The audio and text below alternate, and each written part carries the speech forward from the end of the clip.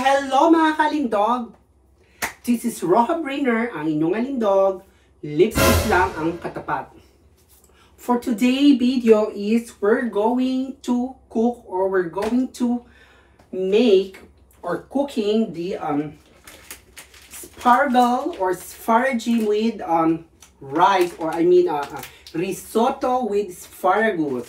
So ayan guys, ang mga ingredients is of course, ayan ang ating asparagus, rice, ayan, onion, of course is fake, and white wine.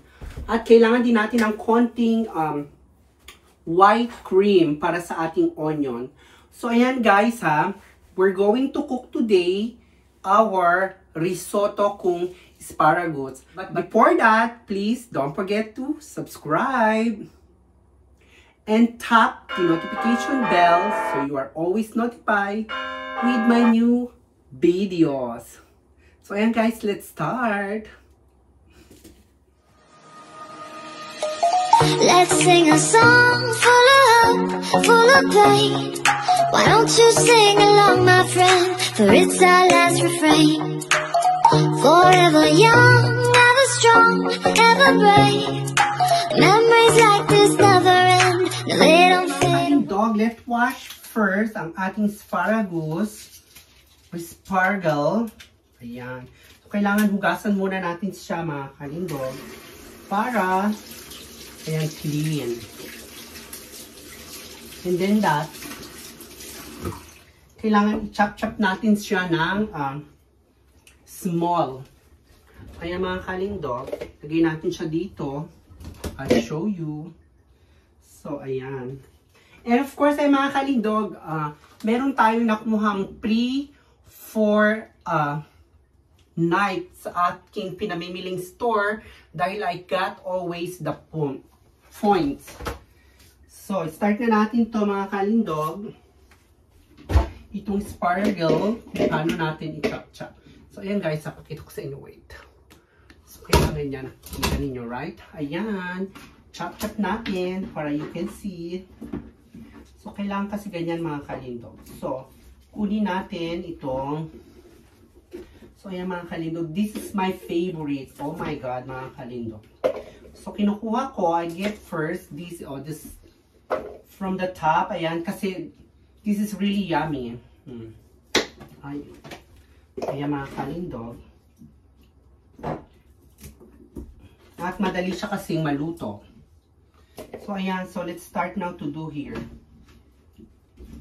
So let's do it little by little.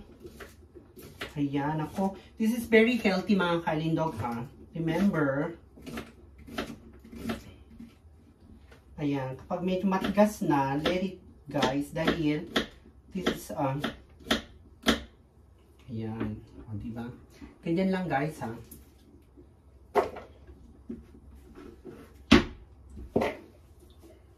So ayan guys, almost done.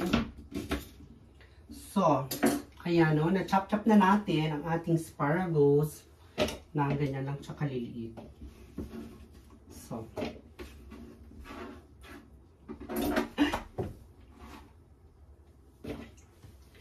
so now mga kalindog is gawin naman natin ang ating onion. Guys, this onion is I like it. Mas maganda ito oh. This is the I don't know what do you call this the pink onion. Ayan, mas malasa siya at very smack. Ano ba yan? Nagje-German ako guys.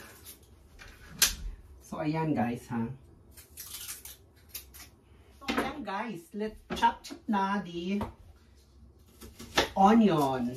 Ayan mga kalindog. You need to make also the, you need to chop the onion na very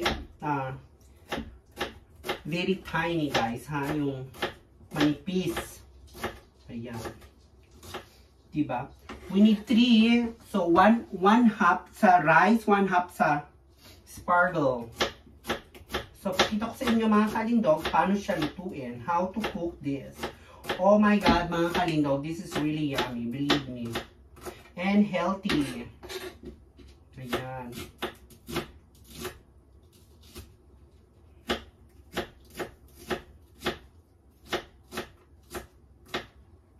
So,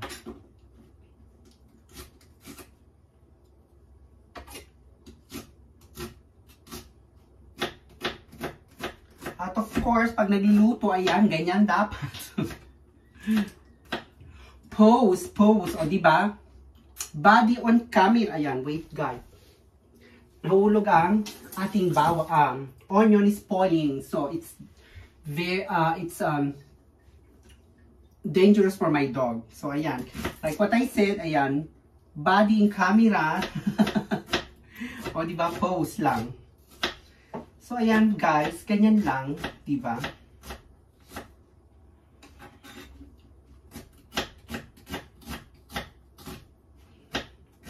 O, diba? Hi!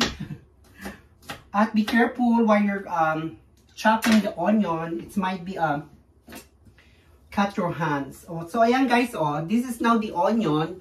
So, kailangan natin siyang i-divide into two. So, one is for the rice and one is for the spargle. Alright. So, ayan guys, we start now cooking the risotto with spargle. Of course, let's turn on our ating kalan. At ayan. Automatic kalan, charot. And ayan, kailangan natin mga kalindog ng olive oil. Yan. So, and kailangan mga kalindog, takpan natin yan ha. Para mas yummy.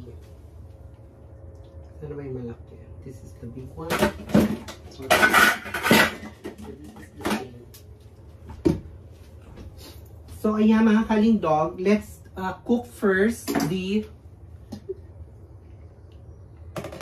spargle. Ayan. O, diba? Kailangan, let's make a little bit brown our onion. Ayan, mga kalindog. Diba? Naku, mga kalindog, this is really yummy. Believe me. So, and after that, kailangan ilagay natin ang ating speck. Ayan, guys.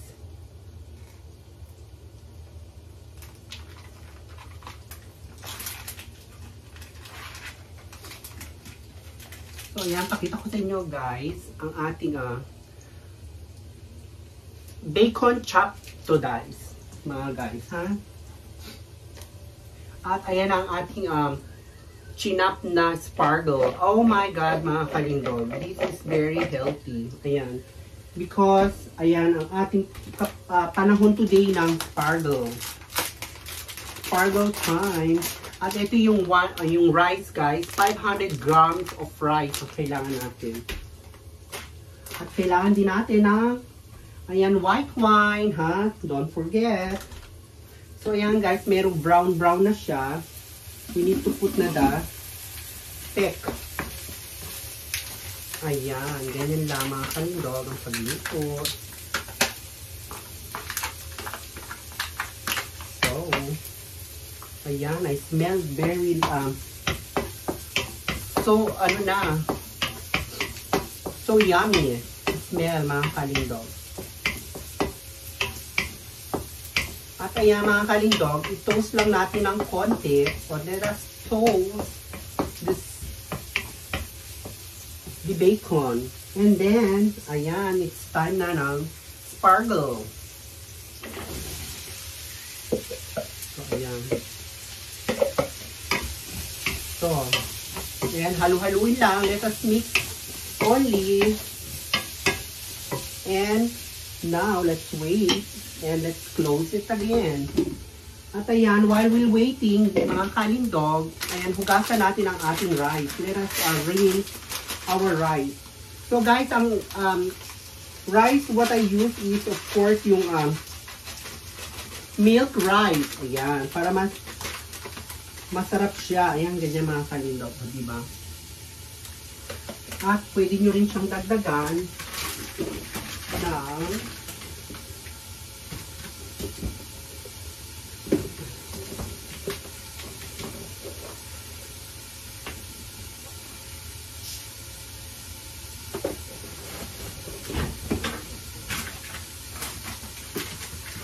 Ayan guys, hugasan lang natin yung rice ha.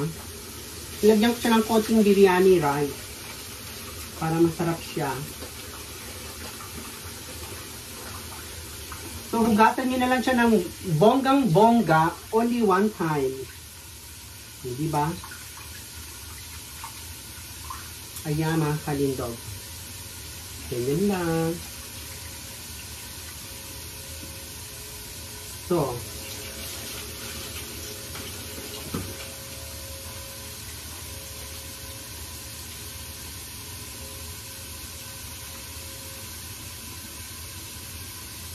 ayan mga kalindog, ha? That's it. Pansit. So, ayan of course ang ating sparkle is turning to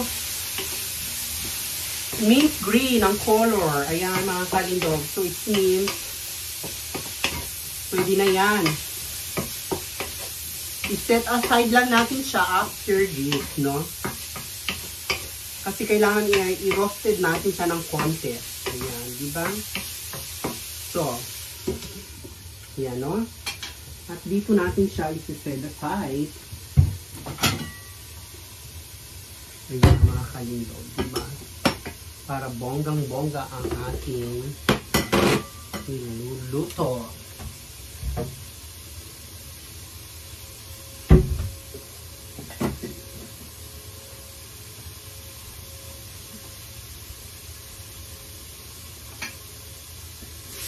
So, ayan mga kalindog, this is almost ready.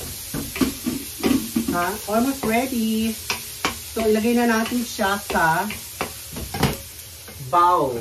Ayan guys. Set aside. Diba? Ayan. Set aside nyo lang siya dahil later we're gonna cook this with rice together. Ayan. So, gawin naman natin guys ang ating rice. So, ayan. Diba? That is yummy. Ayan guys, ganyan ang pagluto ng risotto. So, ayan. Olive oil again. Hinaan lang natin ang ating apoy. Let's medium heat only, mga kalindog. And ayan, let's use now the half of onion. Ayan guys, diba? So, ganyan lang, mga kalindog.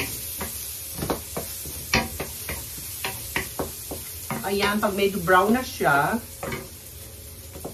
let us put now the rice, mga kalindog. Ayan. Diba? So,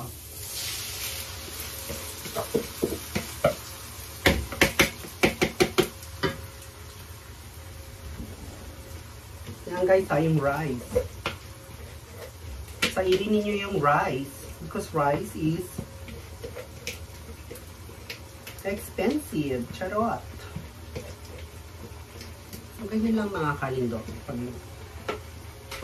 And halu-haluin ang ating rice with onion.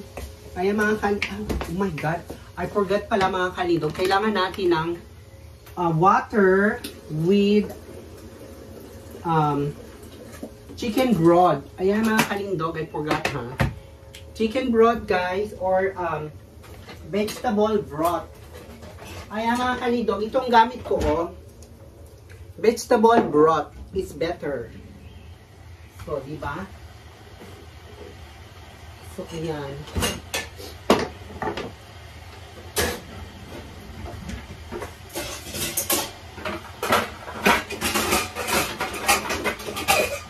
Ayan mga kalindog. Lagay natin dito ang chicken broth.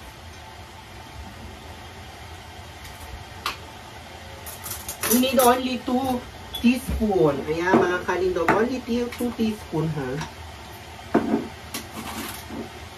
Ayan. Like that. 1 and 2. Ayan mga kalindog. Tama na yun. That is enough. Ilagyan natin siya ng boiling water or i-boil natin dyan yung water. So ayan mga kalindog. Nakita nyo nagda-dry na or ang ating rice. So kailangan na natin lagyan ng white wine. Ayan. 1 cup of wine mga kalindog. Ayan. Para masarap siya. So, ayan, mga kalindog.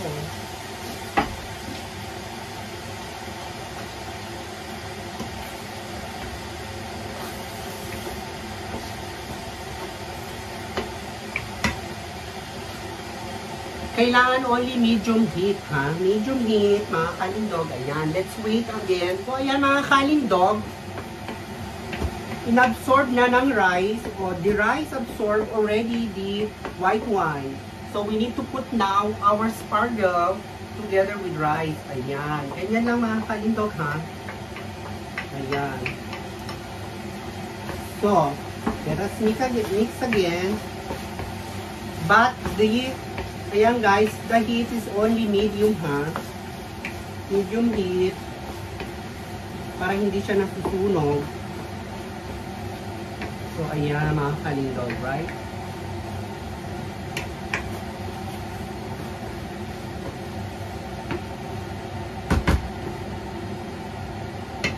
So, kailangan natin siyang lagyan ng, wait guys ha, ng hot water. Ayan, no? Ayan mga kalindog. And we need to put the water guys, ayan, little by little or konting-konti lang, always. Every 2 minutes guys, we need to put some water. Water nitong ating vegetable broth. Diba? So ganyan guys. Ayan lang natin siyang maluto. And do not mix always too much kasi madudurog.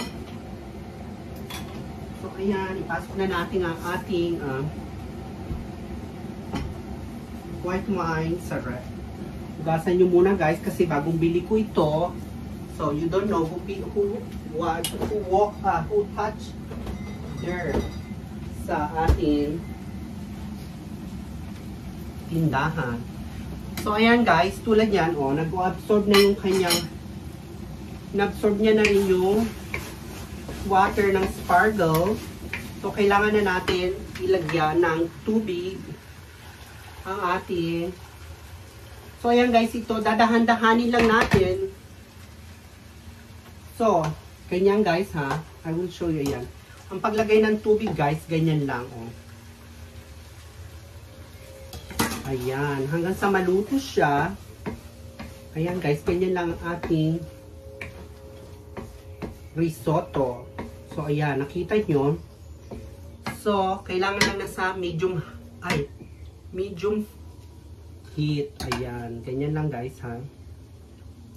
So pag nagkulang pa yung kanyang water, for example, lagyan nyo lang siya ng water always. But do not put again the broth, chicken broth or vegetable broth kasi aalat siya mga kalindog, no? So, ganyan lang. So, ngayon, dagdagan natin siya para let's wait 5 minutes. So, ayan guys, no? So, we need to cover it until na ayan guys, sana maluto siya or ayan, diba? Rice need always to cover guys ha, para naluluto siya. So, ayan. So, ayan guys. Little by little, naluluto na siya. Ayan. Tutuyo na siya. They're getting dry. Na-absorb na ng rice ang kanyang broth. What do you call this? This, vegetable broth. So, let's put it again some broth. Ayan, mga kalindog. So, ayan guys. Always same procedure lang. Ganyan lang. Hanggang siya ay maluto. Ating rice. Diba? So, let us wait again. Guys, let's cover now again and wait. So, ganyan lang mga kalindog. same procedure always. Right. So, ayan guys. Almost.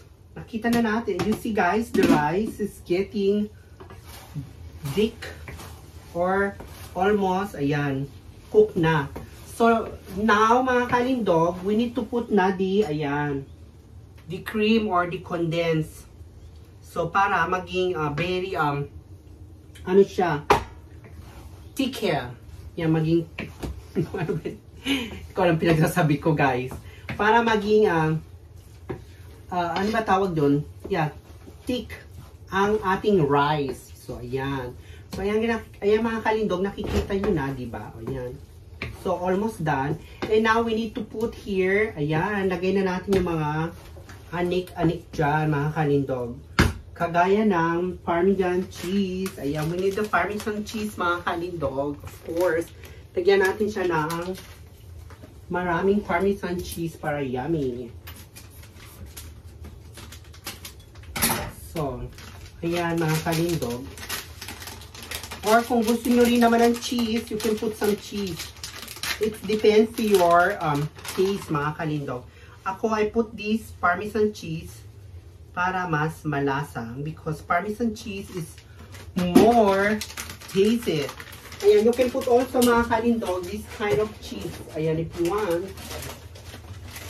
Ayan, this kind of cheese. Ayan. No? This cheese.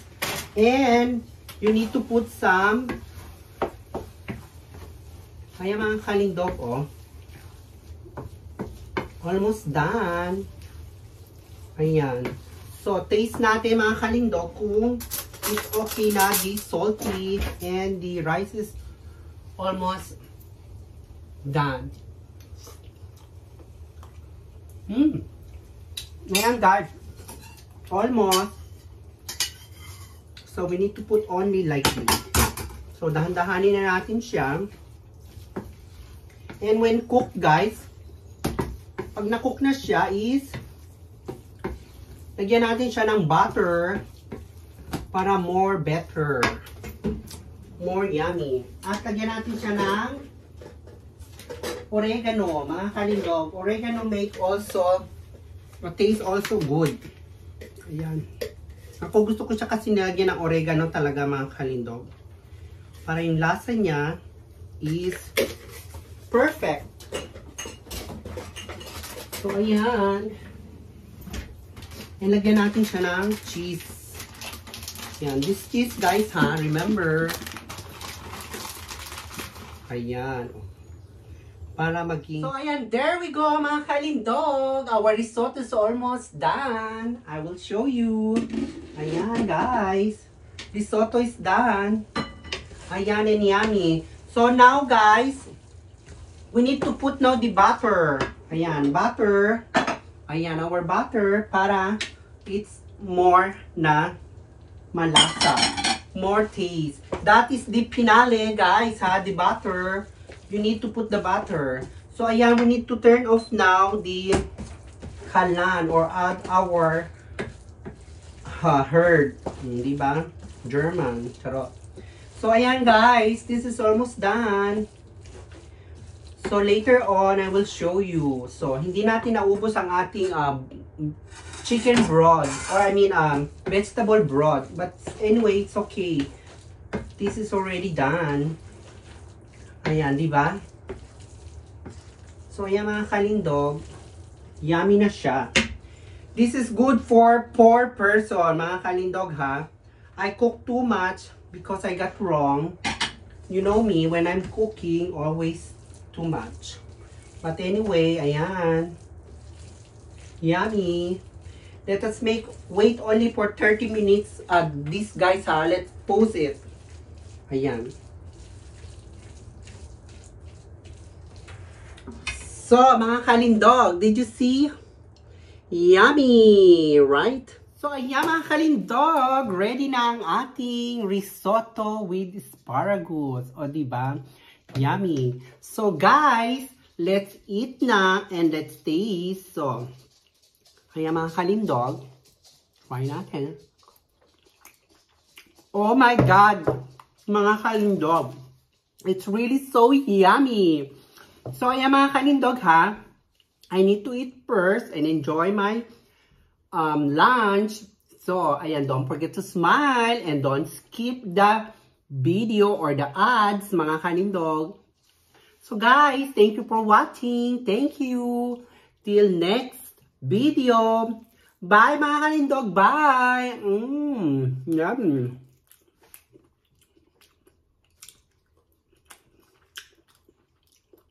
Thank you for watching. Bye.